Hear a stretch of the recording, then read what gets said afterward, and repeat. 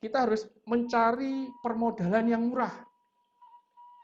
Permodalan murah yang ditaruhkan oleh investor, pemerintah, atau lembaga keuangan lainnya untuk membangkitkan kembali usaha kita. Tadi saya catat Bapak Kadis Purnomo Hadi tadi itu menyampaikan juga ada program dari Bank Jatim, ada program dari Bank UMKM yang siap membantu dalam kisaran 6% per tahun. Terus kemudian langkah yang selanjutnya apa? Merestrukturisasi kredit. Nah ini hutang kita yang kemarin-kemarin untuk usaha, sedangkan sekarang usahanya adalah macet atau berkurang. Mau tidak mau kita harus melakukan restrukturisasi kredit. OJK menyampaikan bahwa ada 110 perusahaan multi finance yang sudah mengumumkan untuk membuka kesempatan restrukturisasi kredit bagi nasabah. Wah, itu nggak gampang, tapi bukan berarti tidak mungkin. Kalau kita mau cari celahnya dan tetap berusaha, insya Allah ini akan kita dapat. Jadi restrukturisasi kredit, kemudian kita cari permodalan murah. Kemudian lakukan inovasi pada bisnis, maka kita akan jalan. Poin yang selanjutnya adalah kita melakukan gerakan kolektif melawan COVID-19.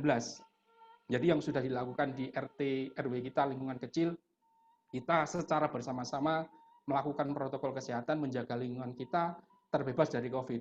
Tadi sudah disampaikan Pak Aris, nggak lucu kalau kita hidup bagus secara ekonomi, tetapi hidup kita terancam. Jadi gerakan kolektif melawan COVID-19 ini harus benar-benar kita terapkan di lingkungan kita. Yang terakhir, kita jangan lupa membangun komunitas sosial untuk kekuatan ekonomi. Ini adalah modal yang sangat besar sekali. Saya ambil contoh di RT saya, itu mereka membuat RT 8 Mart. Atau mereka saling berjualan dan saling membeli di antara komunitas RT kami. Itu baru RT. Kita bisa membuat desa melalui BUMDes. Kita bisa membuat kelurahan, membuat kabupaten, provinsi, nasional bahkan nanti sehingga kita punya kemandirian yang hebat. Jadi kita tidak membutuhkan pihak lain karena kita sudah berusaha menjual dan memproduksi sendiri. Kapan itu bisa terjadi? Ya kita mulai dari keluarga, dari lingkungan RT yang terkecil. Insya Allah nanti bareng-bareng pemerintah dan lain sebagainya kita akan bangun yang menjadi kemandirian yang lebih kuat. Ini saya ambilkan contoh, ini kita akan berbicara tentang kreatif dan inovasi, salah satu poin yang saya sampaikan tadi.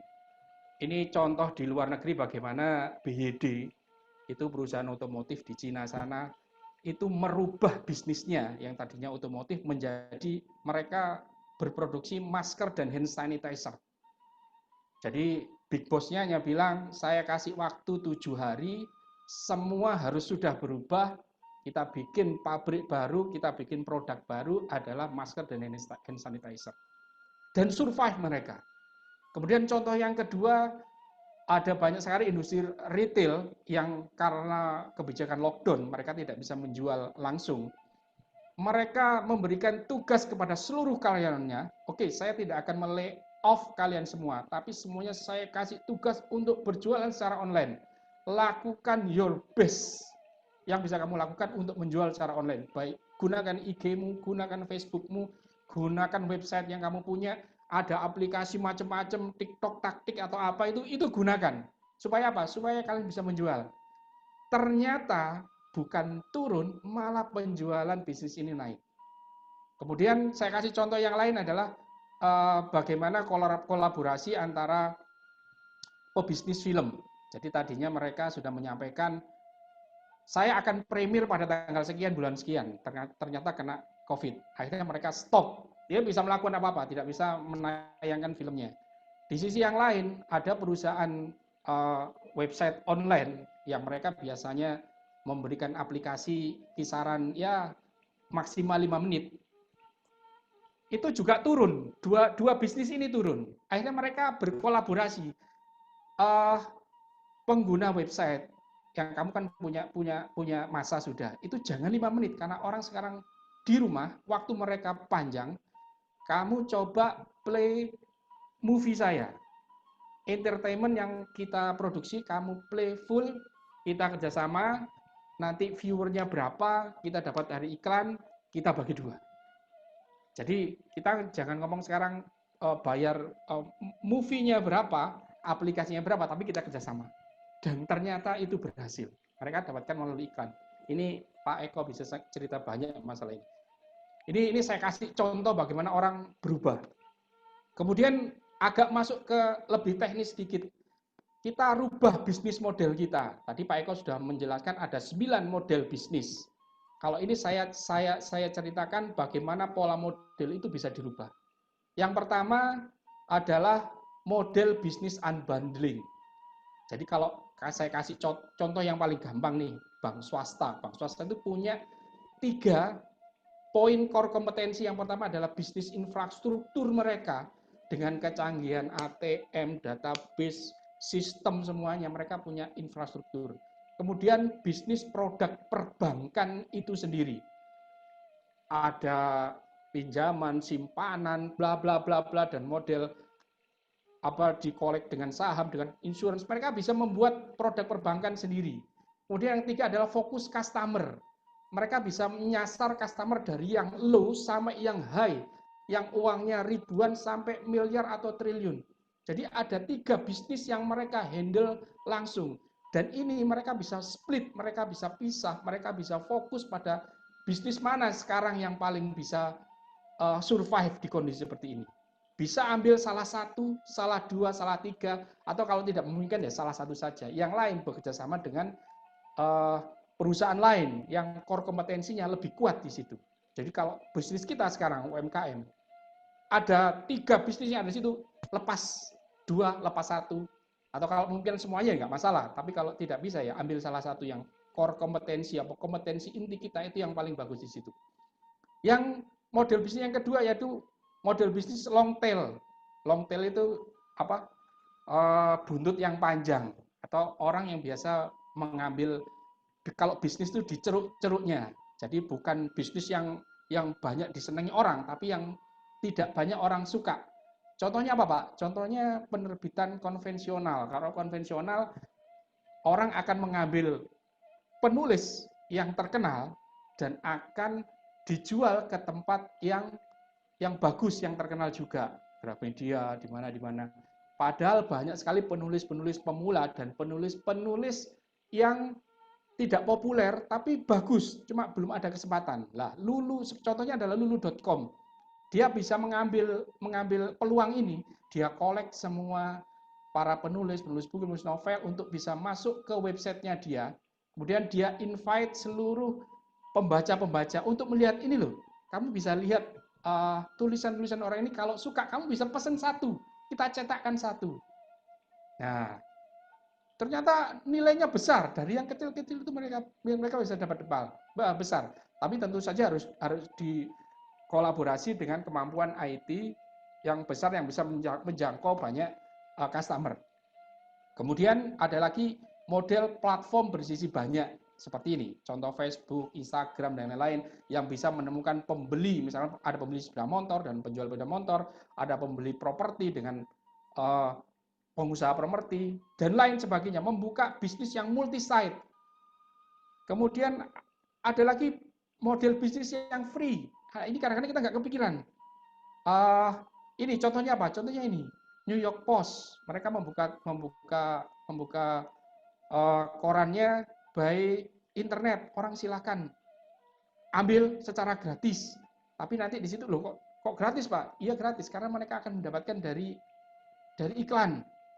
Iklan yang akan membayari semuanya. Ada Skype, ada Flickr. Atau kadang-kadang atau nanti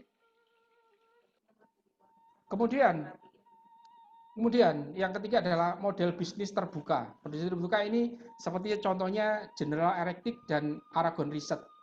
General Electric, dia mempunyai kemampuan untuk meriset itu sangat tinggi. Tapi tidak semua hasil risetnya digunakan untuk produk mereka. Lah, hasil riset ini mereka jual.